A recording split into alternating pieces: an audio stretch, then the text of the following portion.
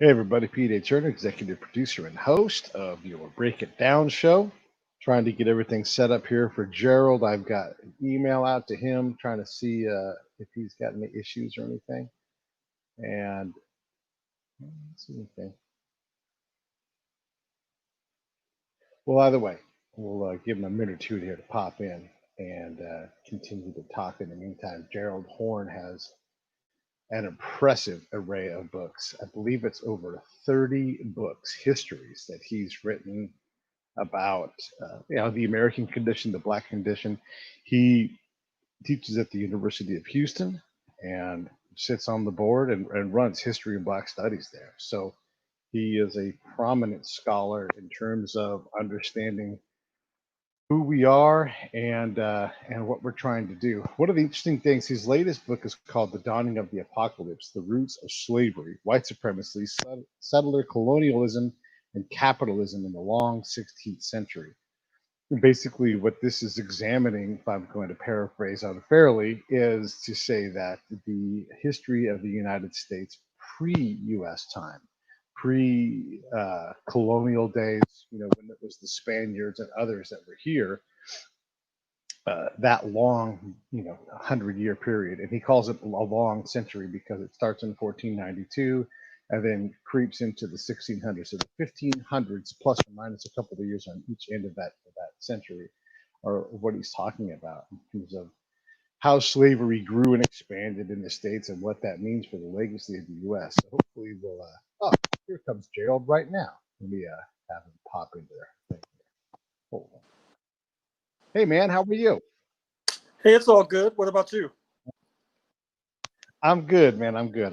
Thanks for coming on the show. I was just kind of doing a freestyle on your book that just came out, and I was sort of I was doing your job trying to explain what it is. But let me shut up, man, and let you tell us about this book. One of the things that I'm always interested in is understanding. If I'm going to be critical of like the 1619 project, what about all the other folks that were here in the North American continent area prior to those dates? Because slavery was common and there was all kinds of folks here. So talk a little bit about your book, and I'm going to put a link in here for it for everybody if you guys want to get it, and then we'll just take it from there and go from there. Thanks so much, Gerald, for coming on. Well, thank you for inviting me. And so this book, as you suggested in your introduction, deals with what I call the long 16th century, from Columbus's voyage in 1492 to the English crossing the Atlantic in 1607 and settling in the territory that is now known as Virginia. A major thesis of this book is how was it that England, which was a minor monarchy on the fringes of Europe, was able to surge ahead and challenge Spain, which had the first movers advantage, insofar as not only did they sponsor Christopher Columbus, but decades before the arrival of the English in what they call Virginia, Spain had established a settlement in today's St. Augustine, Florida, which is still with us to this very day. And the first Thanksgiving by some people's account. Yeah, that's where I did a lot of my research, in fact, is in St. Augustine, Florida, which has a very significant archive at the St. Augustine Historical Society. And this is a topic, that is to say, how did England surge ahead, that I dealt with in my preceding book, which deals with the long 17th century. Right. That is to say, from 1607, or actually I should say the short 17th century, from 1607 to the so-called Glorious Revolution in England in 1688. With regard to the book at hand, the short answer is that there was a religious conflict between Protestant England and Catholic Spain. The Protestants were the scrappy underdog. The Catholics were, in a sense, the superpower, challenged, to be sure, by the Ottoman Turks, who were Muslims. And in fact, one can say that this entire historical epic that reaches a kind of zenith in 1492 was actually kicked off in 1453 when the Muslims ousted Christians from what is now Istanbul in today's Turkey. Well, this religious conflict caused the underdog English to make many compromises. For example, they'd expelled their Jewish community in 1291. Spain had done the same in 1492. And yet it was Protestant England, and also I should say the Protestant Dutch, who were much more forthcoming to the Jewish community. The Spanish had a religious qualifier to be a settler. When Moses and Stephen F. Austin moved into what was then northern Mexico, what becomes the U.S. state we call Texas, in the first few decades of the 19th century, they had to at least profess Catholicism. The English did not say you had to be a Protestant in order to join their settlements. They outflanked and outwitted the Spanish by moving from religion to race. That is to say, from moving from religion as a qualifier to pan-Europeanism, which morphs into whiteness, which morphs into white supremacy. And so therefore, those who they were warring with on the shores of Europe, the Irish Catholics, for example, the Scottish Catholics, for example, the Welsh to a certain degree, and I already mentioned the Jewish, suddenly when they crossed the Atlantic in a rebranding exercise that would make Madison Avenue blush, they're rebranded as white. And of course, that kind of militarized identity politics, as I call it, allows them to unite against the indigenous population. And also it facilitates their enslavement of the Africans, who of course were not defined as white. And therein you begin to see this historical process that eventuated on May 25th with the lynching on tape of George Floyd on the streets of Minneapolis, an era in which we're still enmeshed. Hang on a sec. I'm going to change some plugs around to try to improve our audio quality. Hold on one sec.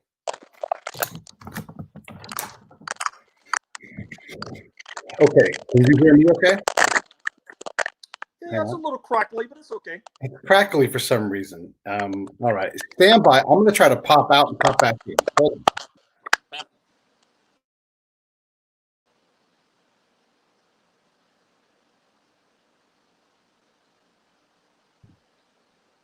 All right. Let's see if that's better. Really weird. You know, there's cracking stuff. All right. Here's what I'm going to do. I don't know what to do here. Okay. Here's what I'm going to do. I don't know why this is doing this. I'm just going to reset. Can I get you to bounce back in? Give me a couple of seconds, and then let's just restart the not whole thing, but just come back in here. So I'm gonna kick you out, kick me out. I'm gonna turn this off, and we're gonna come back in, and I'll rebroadcast from there. Okay. See you in a couple seconds.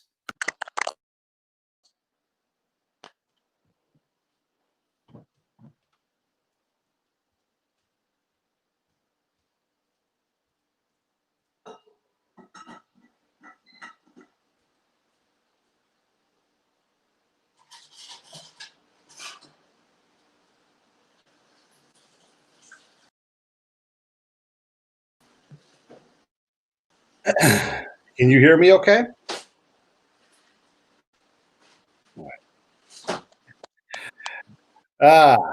Technology.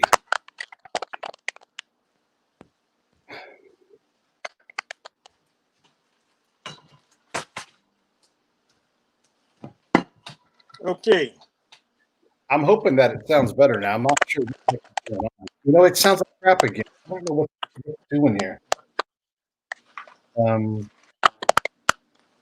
Let me stop that altogether. Let me hold on one sec. I got some more ideas. You can always do Skype or Zoom.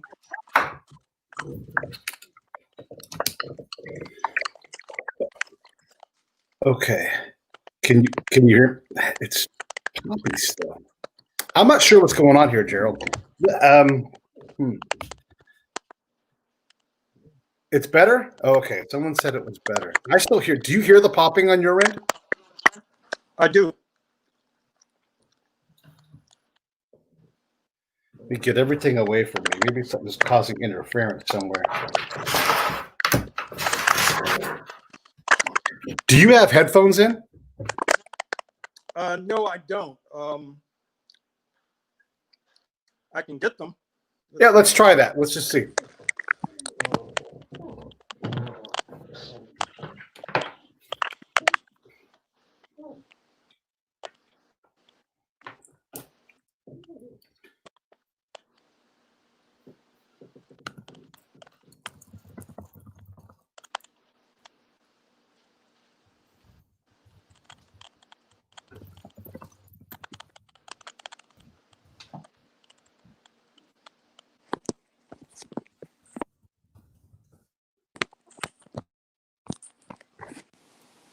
Earphones in. All right. Hopefully it sounds better. It's weird. It never does this, so I'm not sure exactly. Maybe it's sunspots or something. But it does sound, it's a little staticky, but it sounds better than it did before. Okay, you just concluded with the lynching of George Floyd. I thought we might also take a moment to academically identify what is white, because Spaniards, by some definition, are white, Egyptians, Greeks. What is white in terms of our conversation? Well, let's deal with it in terms of the United States. You've had Supreme Court decisions on this. In the 1920s, for example, when you had this anti-immigrant hysteria, you had South Asians who said that their roots were, quote, Aryan, unquote, but the Supreme Court said, no, you're not white. You had Japanese who were trying to say the same thing. The Supreme Court said, no. It's really sort of an arbitrary definition. I would say its roots from the Atlantic to the Ural Mountains. Excuse me. But, Lebanese Christians have been defined as white. Look at Ralph Nader, for example. Right. Look at the comedian Danny Thomas. Now, of course, Lebanese Muslims are another story, which really reflects the religious roots of this arbitrary racial construction. You've had Iranian Jewish, particularly in Los Angeles, they seem to be defined as white. Iranian Muslims, I'm not really sure. It's sort of a, at least on the margins, it's a hazy concept. But of course, not on the margins, and the 95% plus of those who are defined as, quote, white, unquote, it's rather clear. Yeah, and just to continue to make the point, I've had a guy, and what place is more complex than Turkey? I've had a guy who was darker complected than you look at me and say, I'm white. And I'm like, how do you deal with that? You just have to accept that there's going to be some uncertainty about it. Like the Supreme Court has also ruled that tomatoes are fruit in terms of trade. All kinds of crazy things that we have to deal with when it comes to what is whiteness. But I think your last point is the fair one. Like, if you are not white, you know it and you feel it right away. So I guess we are just wrought with troubles today. I can't see Gerald. Can you hear me, Gerald? I can't see you.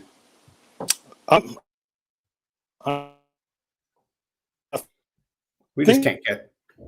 Come back. Okay. The screen is black. Let me do this real quick. Let me just do this. Try to get you reset. Hey, everybody. Technical difficulties, as always. Well, we can hear you, so let's just continue, and hopefully your picture comes back. So when we look at the condition of white people, then, so in terms of America, we're excluding Spaniards and Italians from this era. What was the role?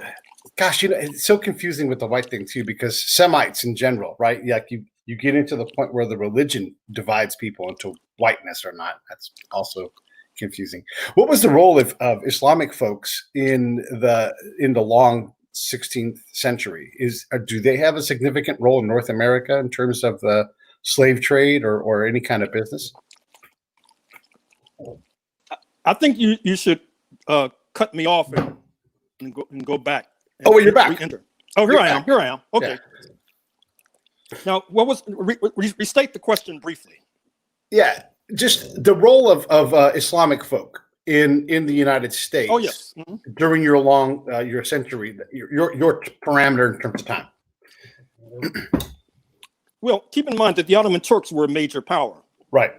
And one of the reasons why some still use the term perfidious Albion, referring to England, is because the Protestant English, even though they were Christian, they collaborated with the Muslims vis-a-vis the Catholic Spanish.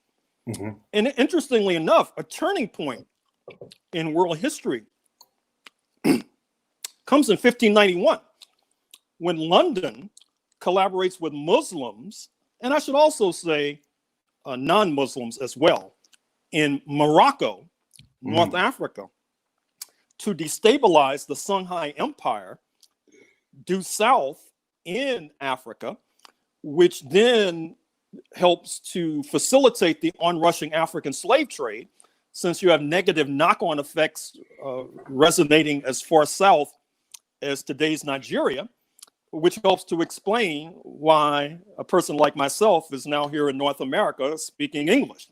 Right. But in any case, the Muslims were a major political force and really helped to induce terror and fear and loathing in Christian Europeans, which is one of the reasons why London's entente with the Turks was seen as so bothersome. In fact, in the book, in passing, I make an analogy between the entente the United States develops with China in the early 1970s in order to confront the then Soviet Union, which in my estimation was a turning point in terms of how we got to where we are today. And this not only caused outrage amongst certain forces, conservative forces in the United States in the early 1970s, it also caused outrage amongst those in the so-called socialist world as well. And the analogy that I draw is to what England did in the 1500s. But can we do a little bit more background too on this? Because we know so little about North America prior to, really prior to the revolution. So what are your thoughts on the presence of Africans here in the North American continent? I mean, every other people we're finding out sailed across the oceans way earlier than we're giving them credit for. I mean, there's Asian DNA in the Brazilian basin. It has to be true that Africans were sailing. I mean, it's the closest sail, right? So what are your thoughts on the prevalence of Africans in the North American continent or South American continent as well? Well, certainly there were ocean currents that served as escalators that could drive Africans who were so inclined across the Atlantic to what we call the Americas. This was the thesis of the late anthropologist and historian Ivan van Sertima in his book, They Came Before Columbus. Right. Likewise, as I talk about in the book, even though, and it's not something I quarrel with necessarily, there's been a lot of focus on 1619 and 2019 as a 400-year odyssey. And I haven't quarreled with that concept because I thought it opened a conversation, which is still going on. Yeah. With regard to enslavement and the fruits of enslavement. However, the Spanish from their perch in Santo Domingo, in today's Dominican Republic, as early as the 1520s, had brought enslaved Africans to what is now South Carolina. And of course, they defected to the Native American side. And the Spanish were chased back to Hispaniola, which was a factor opening the door about a century later to the arrival of Londoners in what they called Virginia in 1607. So when we look at all of these players that are present in North America, Africans, Spaniards, I mean, just, Portuguese, I mean, they're all over the place as well, too. Yeah, why is it that, especially with the Spaniards, with their massive footprint, how is it that this turns in a historically short period to go from being dominated by the Spaniards and the French who have all this space? How does it go that this small group of colonies band together? I mean, what did they figure out? What luck came into play? How did this, because it's like the last time in history, at least in terms of the history of this globe, that there's this open landmass that is available for all of these established world powers to come in and vie over. And then there's these Brits at the end that have figured it out. Well, obviously, there's a certain amount of ruthlessness involved in these European settlers and colonizers. It's not like the Native Americans gave up their land willingly. I mean, they were basically ousted forcibly. And then, of course, as many historians like to stress, there are various pandemics introduced by microbes. The pandemic, for example, that we're now experiencing today, you can imagine, well, how it might have been experienced 400 to 500 years ago, given 130,000 people have died in the United States in a matter of months. And then one of the points that I make in the book, and to an extent I draw on secondary literature, that is to say the work of other scholars, the warfare, the bloody warfare that coursed through the British Isles, particularly the English versus the Irish. These were like warm-up games, if you like, for what then transpired in North America and the Caribbean, because they had to perfect weaponry, they had to perfect military formations and military discipline. So the English, particularly, they practiced on the Irish, which makes it even more ironic that then the Irish become some of the major settlers after they're sort of overrun by the English. It's one of the ironies of history. Yeah, and I suppose that the Irish are like, we know how to beat people up because we just got beat up ourselves when we took off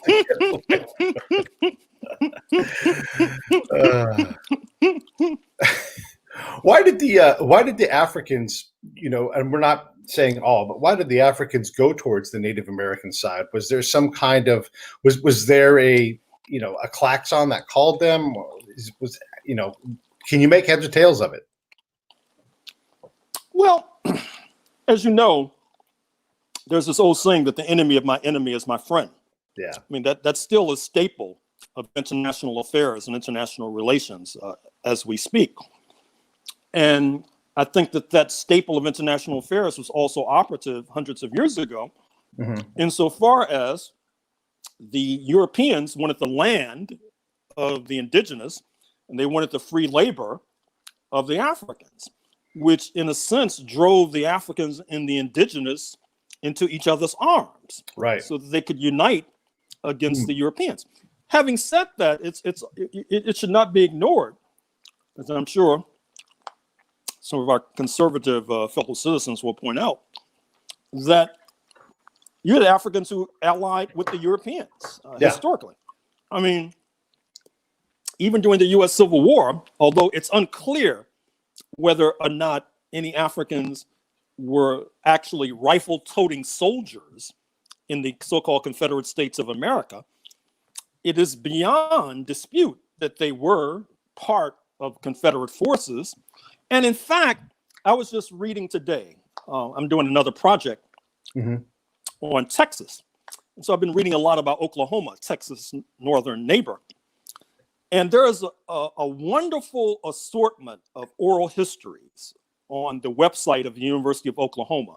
You can find it under Indian Pioneer Papers. And as you know, the Native Americans who were forced to move to Oklahoma, many of them were called civilized because they owned Africans, particularly the Cherokee. The last Confederate general to surrender was a Cherokee, Stand, S-T-A-N-D, Watie, W-A-T-I-E. In some of the oral histories that I was reading just today, in fact, you had folks who would be defined as Black, although they were of partial Native American ancestry. And why they would be defined as Black is another story, although I can go get into it. Right. And they were fighting alongside Stan Watie in June 1865, after Juneteenth, when supposedly slavery had ended. Right. So this is a very complex story we're talking about.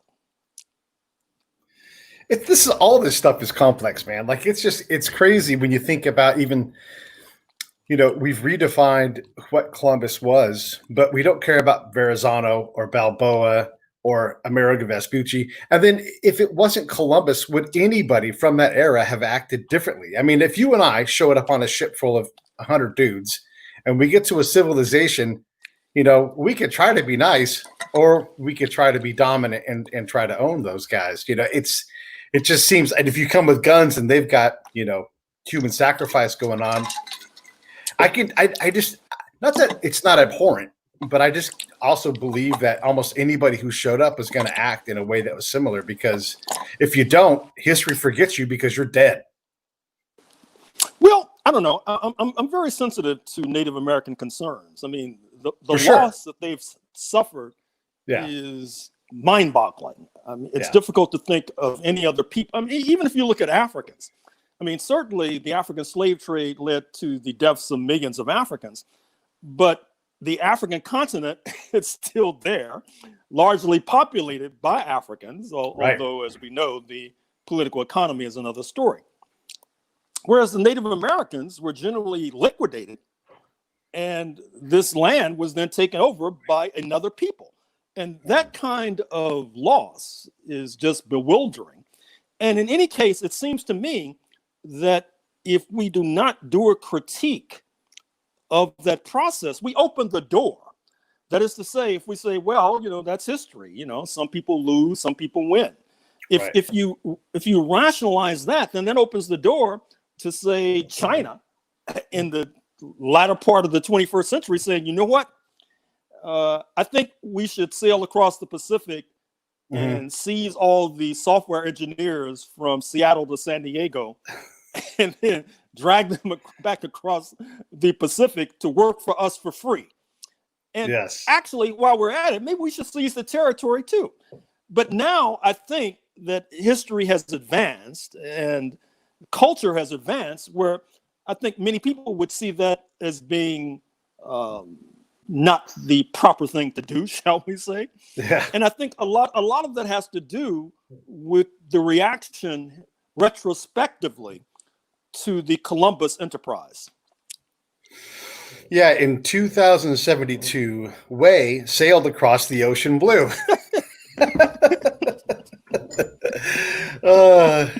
Jokes about mass murder, hilarious. Okay, I want to get more into the ideas that we're talking about here. So, what are the other problems that we're trying to figure out with all of this stuff? Is this sets the table for the English primarily to then dominate the North American continent. But when we talk about colonizers, we are really talking about a lot more people than just, because as St. Augustine is a colony. There's all kinds of colonies that happen. As a historian, when you look at colonizing, is it a bad thing? Is it a human thing? I mean, there's all kinds of colonies that have happened. Help us understand a little bit about that part of the aspect we're talking about.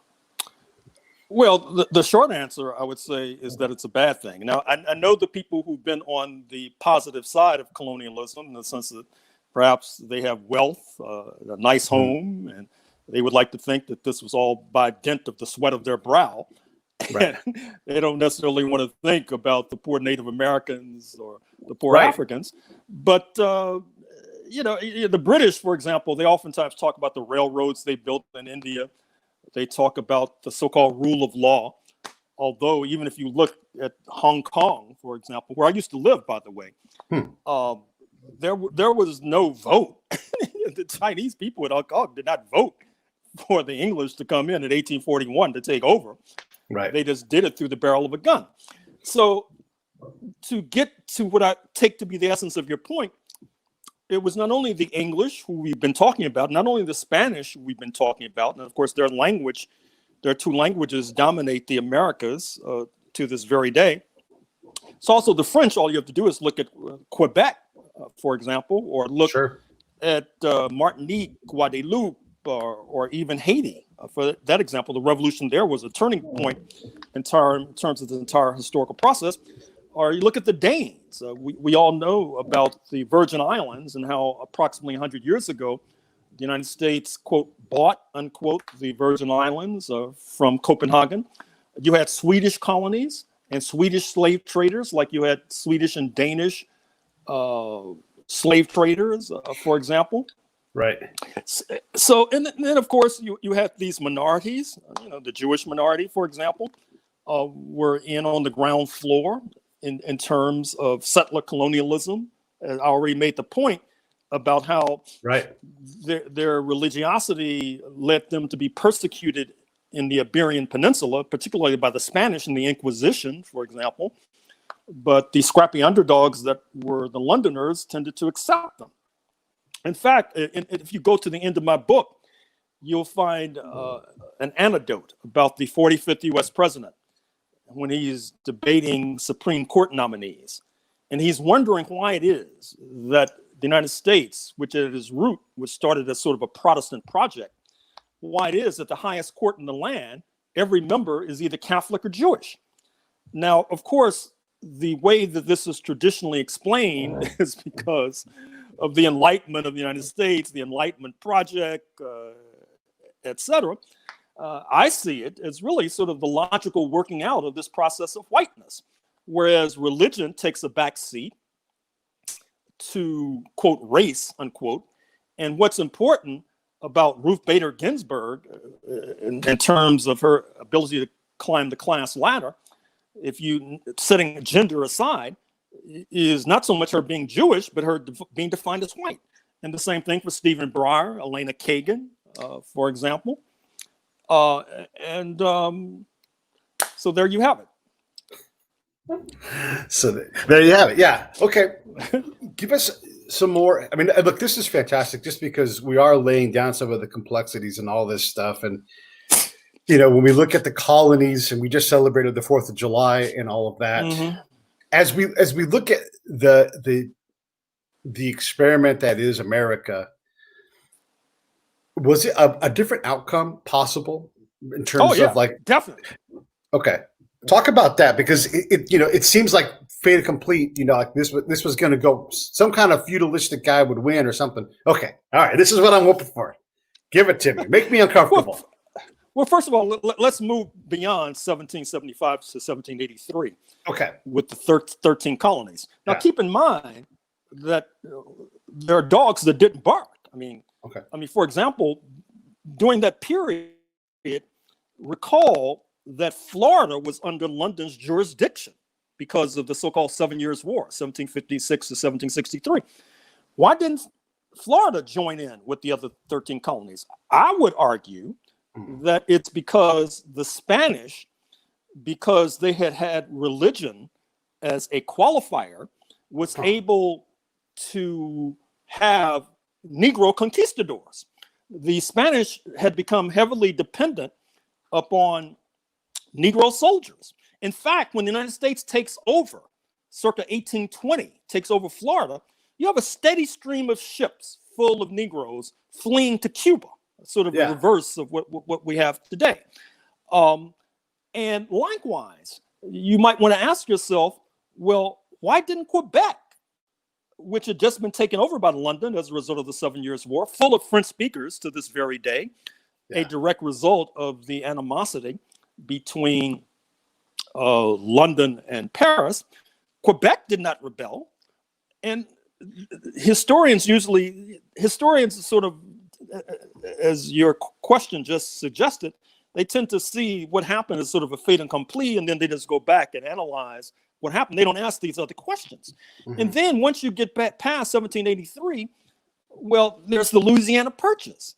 It was not inevitable that Thomas Jefferson would be able to pull that off in 1803. Part of it has to do, as you know, with the Haitian Revolution, which France was in the process of losing its most valuable profit-making colony, which then induces Napoleon to engage in this so-called Louisiana Purchase. Although, of course, as you know, the folks who mostly populated the territory, the Native Americans, did not necessarily accept the Louisiana Purchase. Or then look at Texas, for example. I just made references to Stephen F. Austin and how Mexico abolishes slavery in the 1820s under a president of indigenous and African descent, Vicente Guerrero. The slave owners in Texas are not necessarily embracing that decision, which leads to the so-called Texas Revolution of 1836, which is won, not least because of assistance from the comrades of Sam Houston and Stephen F. Austin, et cetera, in New Orleans and throughout the United States. But then Texas is an independent state. In fact, people seem to forget, but they need to start thinking about it. Texas had ambitions all of its own, that independent Texas, that were not necessarily in accord with the imperial ambitions in Washington. But alas, Texas could not stand up to the abolitionist pressure from London in particular, and so it crawls into the Union in 1845. But then, of course, it leaves the Union in 1861 to join the so-called Confederate States of America. And as historians generally agree, even though that war began on the Lincoln side to save the Union, more so than to free the slaves, and moved in to that latter perilous territory because the Lincoln government was not doing very well, quite frankly, in their confrontations with the Confederates. And so when he issues the Emancipation Proclamation, it basically encourages all these black men, hundreds of thousands at the end, to join the Union Army, and that helps to turn the tide. But even then, you had folks in Texas, for example, including Sam Houston, who were not in favor of the secession because they had wider ambitions. They thought that the ambition should be to seize more territory heading southward, like into Mexico, and not stopping there necessarily. And as you know, we just marked Juneteenth, June 19th, 1865, where we were told that the Negroes found out in Galveston that they were free. But actually, that obscures, as does a lot of U.S. history, a more complex and deeper issue, which is that the Confederates, Texas was like the safe space for the Confederates. Because, as you know, the Lincoln government had taken over New Orleans early on, had one in Vicksburg early on. So you had a lot of slave owners fleeing with their enslaved to Texas. And even some of the Native Americans in Oklahoma who had enslaved Africans were fleeing to Texas. This was a safe space for slave owners. Texas was probably less injured its physical plant by the Civil War than any other Confederate state.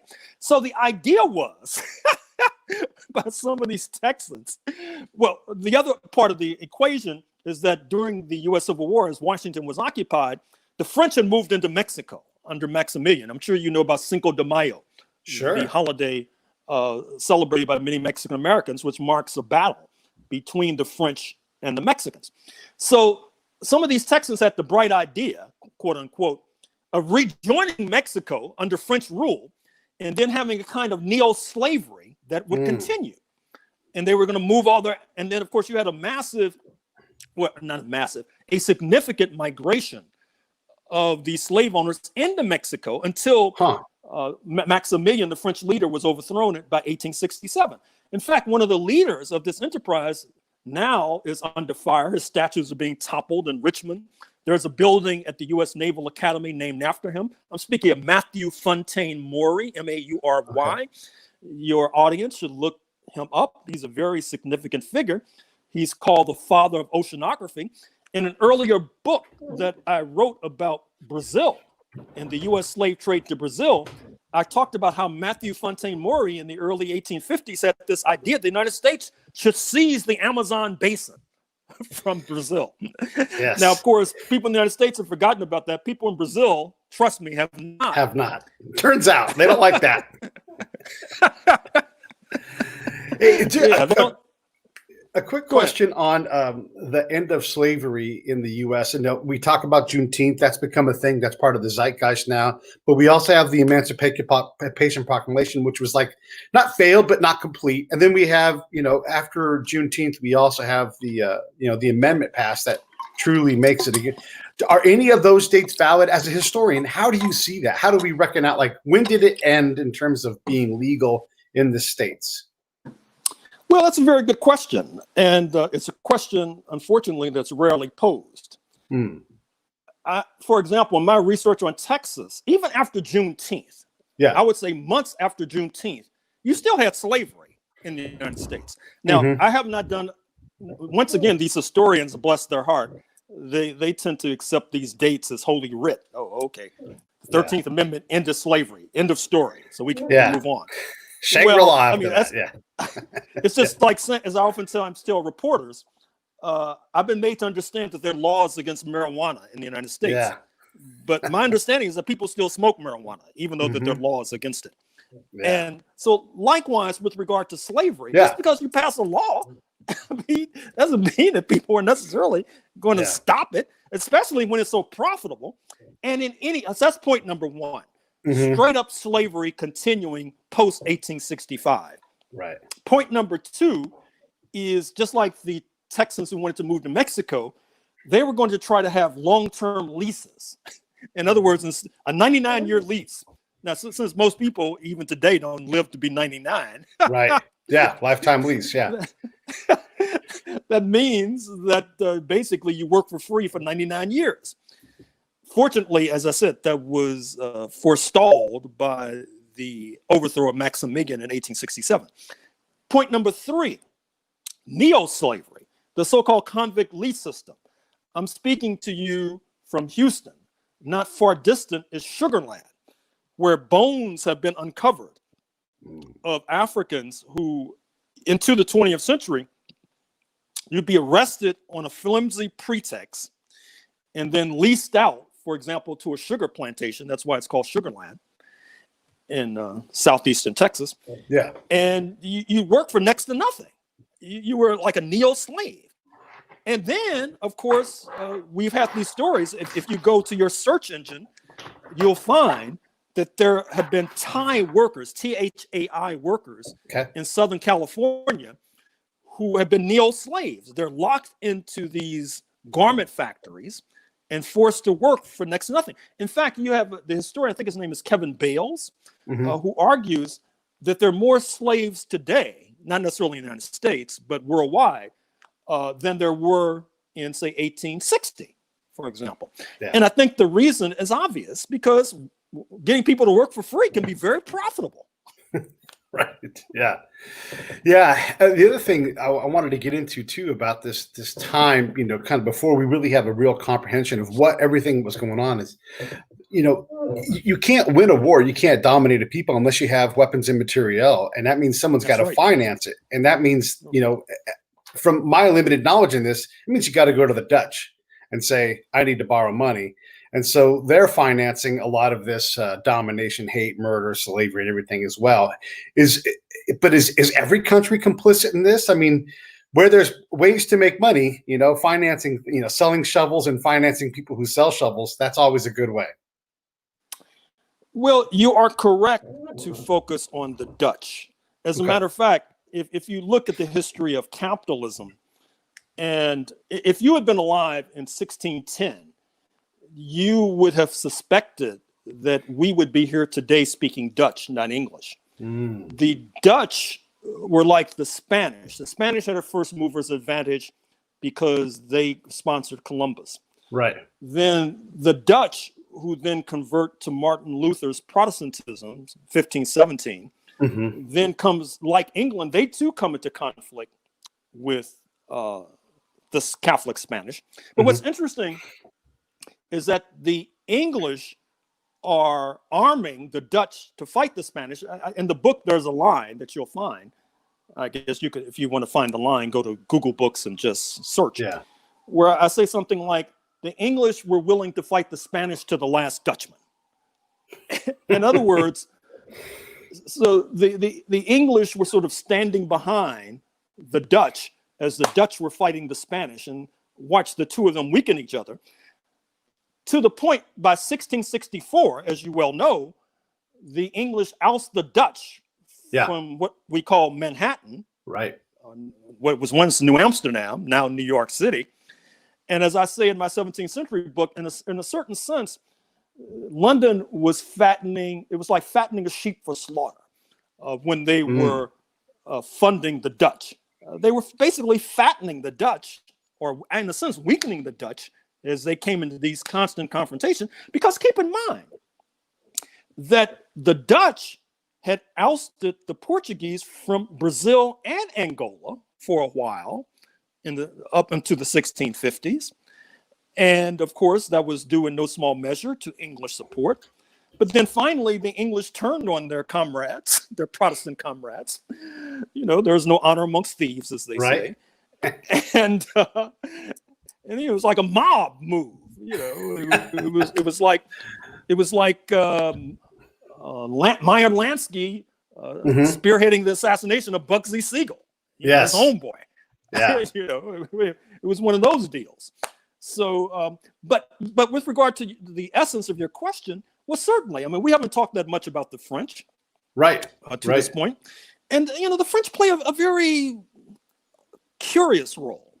On the one hand, as you probably know, there's this internal conflict in France between the Protestants and the Catholics. The French Huguenots, who, as you know, go on to play a major role because they're the losers to the Catholics in France. As a matter of fact, a turning point comes in 1572 with St. Bartholomew's Massacre. Either read about it in my book or read the whole book about it, because basically what happens is the Catholics, they invite the French Protestants to a meeting and then fall upon them and massacre thousands of them in one fell swoop. Supposedly, His Catholic Majesty in Madrid did a dance of happiness when he heard about this. And of course, the same thing happened. This is also part of the thesis in my book, how the Europeans sort of practice on each other, then they take it across the Atlantic, because the same thing would happen to Native Americans. They'd invite the Native Americans to a meeting, and then either at the beginning, middle, or end of the meeting, they fall upon them and massacre them all. Yeah. But also, the French Huguenots then go on to play, that's the Protestants, a major role in the building up of London. They play a major role in what is now the United States. Go to Charleston and walk through some of the cemeteries in Charleston, South Carolina.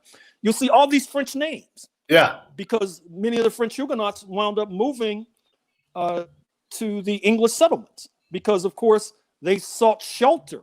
That makes sense. In London. Yeah. And then we're part of this whole settlement and colonial enterprise. It's kind of like how you get Italians in Ireland. You end up, the ones that leave had to leave because the Huguenots weren't going to be able to stay in France and the money was elsewhere. And so they go abroad. The other thing I was going to ask you about, like when the Dutch are lending money, is it easier for them to extend credit to their Protestant brethren? Ultimately they lend money to us, and when somebody else comes in, and I'll just pick a bad person, an Islamic guy comes in from Turkey, and he's like, I would like to borrow money to sail to America to reap tobacco. Are they more likely to go, no, you're brown, no way? But is that how it works? Is the credit based upon? Did they have fair lending laws back then at all? Well, yes and no. I should point out that one of the advantages that the Protestants had, the Dutch and the English, was that they were, and I would also say the Ottoman Turks too. Okay. They were not as ferociously anti-Jewish as the Spanish Catholics. And therefore, the Protestants, and to a certain degree, the Ottoman Turks, because there was a large Jewish population in North Africa. And of course, many of them have wound up migrating to Israel. Right. But you still have remnants of that population in Morocco, for example. Or if you look at some of the, Camus. Everybody's been reading The Plague lately. His novel about, another plague. And of course, he represents, and he talked about the Jewish population in Algeria, where his roots were. Yeah. So the diaspora networks that the Protestants and the Ottoman Turks were able to play upon gave them a real advantage over the religious sectarians that existed in Madrid. At one point, for example, when I'm talking about St. Augustine, Florida. Yeah. And so so when the English are moving into what they call Virginia in 1607, the Spanish know it, and they're complaining about it from St. Augustine, but they're tied down fighting the indigenous and the Africans in St. Augustine, and then they don't have enough manpower. So at one point, I said, what they should have been doing is say, imitate the English, move towards whiteness. Then you could draw up on Poles and Germans and Russians and, in the United States, Lebanese Catholics and Iranian Jews. Come on, guys, get it together. But they didn't listen to me, even though I wasn't around in 1607. Right. This is just marvelous because I'm thinking about like the impact that religion, the well-being of a royal family, you know, and their interests abroad, having the right kind of counsel from your people, you know. I mean, if you get the wrong person giving you advice, you miss out. You're not catching up for 50 years, if ever. And so it's just interesting to see all of these players. And then, you know, look, it's an archetype of humans. Someone's going to be more ice cold than someone else, and they're going to kill the number two person or the number one or whatever, and they're going to end up on top, and that's going to be the dominant landscape, and it does sort itself out. And it's always the people that suffer for these kind of things, all these machinations and schemes to get money and power. It's well, you know, it's crazy. I just finished a manuscript on boxing, and so boxing is you are a machine, man. You write books nonstop. Wow. So boxing is a sport where organized crime has played, shall we say, a pivotal and instrumental role. And so two of the scenes from this manuscript leaped into my mind as you were talking. Mm-hmm. One, you may be old enough to remember when the guy they called Big Paulie, I think it was Paul Castellanos, he was murdered in the streets of Manhattan in the mid-1980s. I mean, he was the top boss, but somebody wanted to take him out, so he was taken out. Right. Or when Albert Anastasia, I think he was getting a shave. In a barber shop. Yes. And the guys came in and took him out, as they say euphemistically in the United States. And so you can see the same thing in terms of these colonial powers. I mean, even though, you know, they're English Protestants and Dutch Protestants, they're supposed to be comrades, you know, fellow co-religionists, etc. But at a certain point, English says, you know what? You got to go. You know, you got to get out of here, you know. Yeah. Or as the baseball pitchers say after the third strike, I don't know if you have to go home, but you got to get on up out of here. You got to get here. Yeah. Well, and what they more accurately say is people that don't want to die, leave. You know? And if you want to stay, let's all have a meeting back over in this shed back here. And then you know what happens. Yeah. Before we run out of time, I want to pick a bone with you. And this is just me just kind of playing back with you. You talk about Pete Gray getting a job in pre-integration baseball. Oh, yeah. To be fair, he was the MVP of the Southern Association the year prior to making the major leagues, you know, and had excellent skills. It did not play out. And your point is an excellent one in that, hey, a one-armed guy's playing baseball. Couldn't there be a black guy? Absolutely. But he was an MVP, you know, like if you're going to be on the farm, you want to make the major leagues, being an MVP of your league with legit numbers is an important thing. Well, my only my only response would be, if we're talking about the Southern Association, and so there were probably no black players in the Southern Association. Oh, no, absolutely not. None. Not one. No Cubans, no Mexicans. Yeah. Probably no Jews. Exactly. So, I mean, I think we really have to look very careful. It's just like, for example, when you have these debates, sociological debates, where some folks will say, well, the reason why more black people are being killed by the police is, of course, more black people having encounters with the police. Yeah. Because more black people are committing crimes. And so therefore it comes back to these Negroes acting up. Right. But then you need to sort of pick that apart and say, well, I mean, do they have a crime gene? I mean, or is it the circumstances into which they're thrust? Right. Which, I mean, just like New York, I'm getting all these reports from New York and Washington right now as the economy plummets about the crime that's going on. But it's going across race lines. Right. And it's clear because, you know, it's unemployment. People want to eat. People are getting homeless.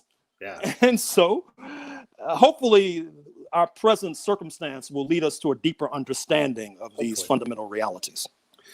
Yeah. Folks need to be able to eat. You know, I mean, the evictions are starting. There's businesses that were thriving 4 months ago, like beachside property restaurants that are like, hey, we're not coming back ever, you know? And to think about all these businesses that just bought money or food and supplies to restart, and they're like, nope, shutting down. this ain't. This is There's going to have to be some help from somewhere, and it's got to be from the government. It doesn't. I don't see it working any other way. It's a crazy time. I used to take. Go ahead. Oh, I was going to ask you, when we look at these big social problems, slavery, etc., and we look at the colonies, and you know, because you're a historian, how just razor close of like the confederation of these colonies is, and each one of these ratifications. Do you think we could get any kind of amendment through Congress and then get 3/4 of the states to ratify? Is that even any amendment? Pick any one you want. Could we get any of them through these days? Are we just the same level of, I'll say the word asshole, now as we always have been? Are we any better at this kind of thing? Well, with regard to a constitutional amendment, that's going to be difficult, which is probably a euphemism and an understatement. Yeah. Although maybe after the first Tuesday in November, things will change, but I tend to doubt it. Yeah. Secondly, you should follow what's happening with this idea of calling a constitutional convention, which the last time I looked, there were about 3 or 4 states needed to call a constitutional convention, which could turn this whole United States of America upside down if you were to have a constitutional convention. So you and your audience should keep a very careful and close eye on that. Interesting. Yeah. Because a constitutional amendment is one thing, a constitutional convention is another. That is yeah. And our Constitution is pretty old. All right. So when we look overall at the U.S., and we have this unique blend of 3 freedoms: political, the personal, the national freedom, are we going to be able to maintain this? I mean, one of the things we do is we argue a lot because we're always trying to balance really hard things to balance.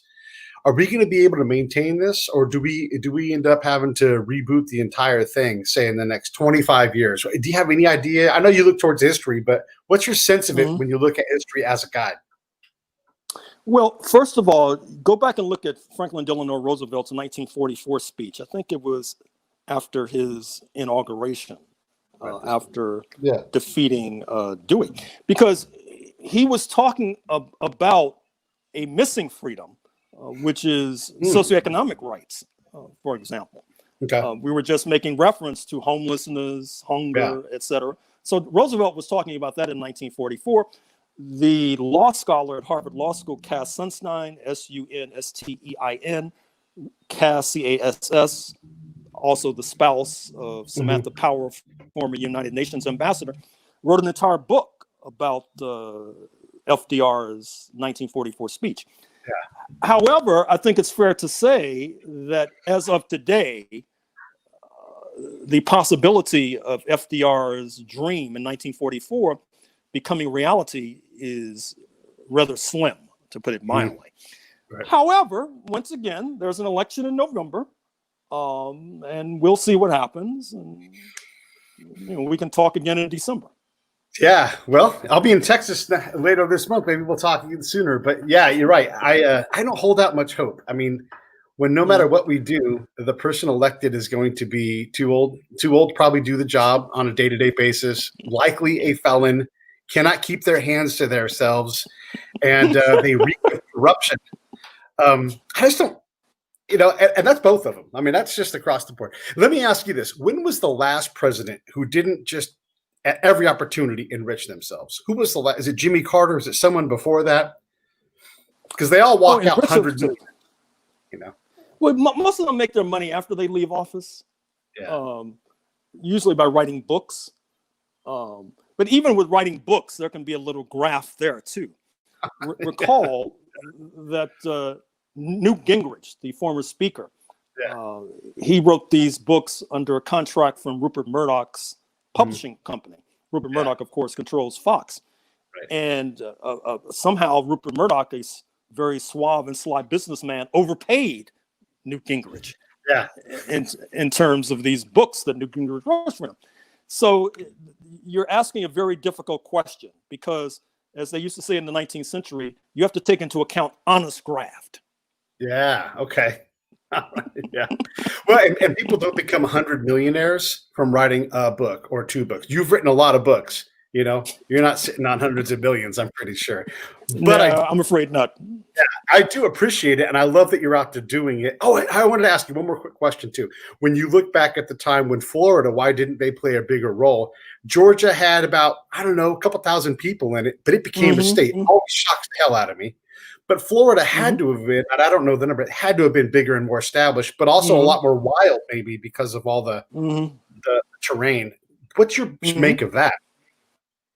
Well, first of all, keep in mind, I talk about this in my book on 1776. Okay. Georgia was started as a settlement in 1733 with the initial principles of no Negroes allowed.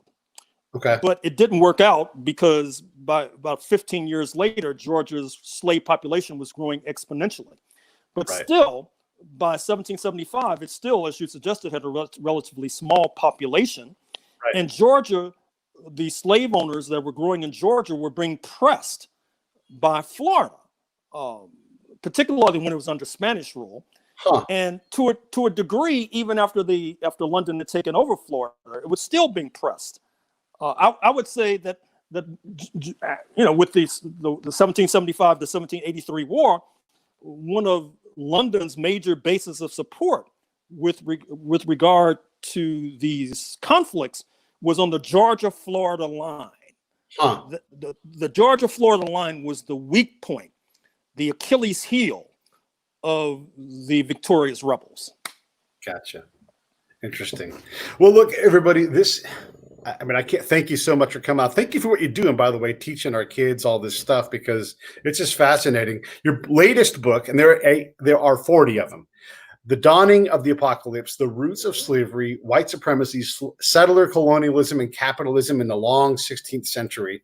And I'm going to start reading through it. I try to listen to these books, so hopefully you'll get them on Audible, because, you know, I walk and I listen.